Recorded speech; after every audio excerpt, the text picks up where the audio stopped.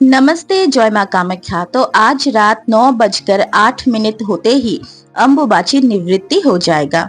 क्योंकि अंबुबाची निवृत्ति इस साल रात के समय हो रहा है, इसीलिए 26 जून को कामाख्या शक्ति पीठ के साथ साथ हमारे असम में जितने भी सामाजिक तौर पर बने गए मंदिर है और साथ ही हमारे घर के मंदिर है, सभी का मूल द्वार खोल दिया जाएगा और रोजाना की तरह फिर से हम पूजा आराधना कर सकेंगे देवी देवताओं की। 26 जून की सुबह प्रातः काल में उठ के हमें स्नान करना है। स्नान करने के बाद हमारे घर की साफ सफाई अच्छे से करना है और गंगा जल का छींटा या फिर गंगा जल से हम घर का पोछा भी लगा सकते हैं।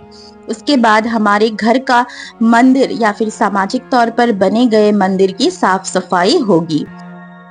हमारे घर के मंदिर को या तो हम गंगा जल मिश्रित पानी से धो सकते हैं या सिर्फ गंगा जल से हम मंदिर पे छींटा लगा सकते हैं, इस भाव से कि मंदिर को हमने गंगा जल से पवित्र कर दिया। उसके बाद हमारे पास जो भी देवी या देवता की मूर्ति हो या फिर फोटो हो, सभी को हम स्नान कराएंगे। अगर स्नान कराना पॉसिबल नहीं होता है, जैसे कि अगर आपके पास मिट्टी की मूर्ति हो या फिर फोटो हो, तब गंगा जल का छिड़काव ही आप कर सकते हो स्नान के भाव से।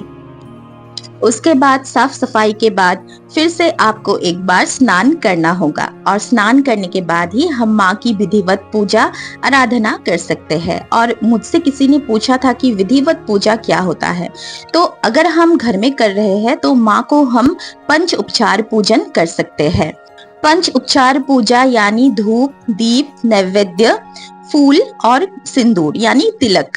उसके बाद यानी विधिवत पूजन के बाद हम जो भी पाठ करते हैं या फिर मंत्र जप करते हैं रोजाना की तरह, हम वो शुरू कर सकते हैं।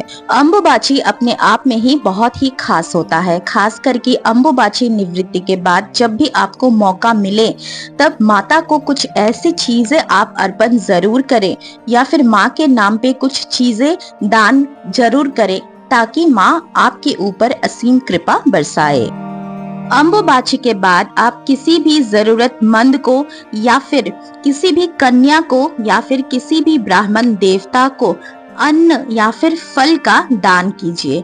और इस समय करने वाले दान से हमें बहुत ज्यादा फल मिलता है, क्योंकि इस समय करने वाले दान को अक्षय दान कहा जाता है, जिससे हमें अक्षय पुण्य का फल मिलता है।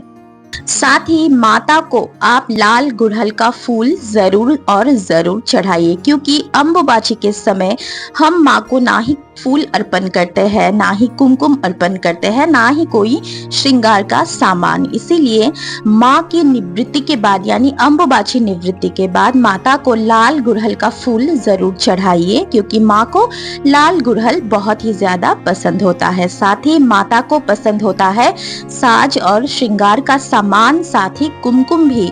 और अंबुबाची के चलते हम माता को ये सारी चीजें नहीं चढ़ाते हैं। माँ इतने दिनों तक यानी 4 दिनों तक इन सभी चीजों से दूर रहती है। इसीलिए खास करके सुहागिन महिलाएं इस समय माँ को साज श्रृंगार का सामान हो या फिर माँ को सिंदूर जरूर चढ़ाइए। उसके बाद वो जो साज श्रृंगार का सामान है और सिंदूर है, आप खुद इस्तेमाल कीजिए माँ के आशीर्वाद के रूप से। कालिका पुराण अनुसार माँ के प्रिय नैवेद्य में से खीर है और बहुत सारी चीजें ऐसे हैं, लेकिन खीर बनाना सबसे इजी होगा अंबुबाची निवृत्ति के बाद। और खीर जो है वो दूध और चावल का खीर माता को बहुत ही ज्यादा पसंद है। इसलिए अंबुबाची के बाद माँ को अपने हाथों से प्रेम से और भक्ति से बनाया हुआ खीर का भोग लगाना बिल्कुल ना भूलिए, क्योंकि अंबुबाची के दिनों में यानी इन 4 दिनों में माता को हम सिर्फ फलों का ही भोग लगाते हैं। आग में पकाया हुआ किसी भी प्रकार का खाना भोग के रूप में हम माँ को निवेदन नहीं करते हैं। इसीलिए जब भी अंबुबाची निवृत्ति हो जाए, अगर हम माता को प्रिय भोग अर्पण करते हैं तो माता हमसे बहुत ही ज्यादा खुश हो जाती है। अगर आप में से किसी ने अंबुबाची का व्रत रखा था, तो कल यानी 26 जून को सुबह माता की पूजा अर्चना करने के बाद आप सभी अपना अपना व्रत को खोल सकते हो। तो आपको वीडियो अगर पसंद आया थोड़ा सा भी, तो वीडियो को लाइक कर दीजिए और चैनल को सब्सक्राइब कीजिए। और साथ ही कमेंट्स में जय माता दी और हर हर महादेव लिखना बिल्कुल भी ना भूलिएगा। धन्यवाद।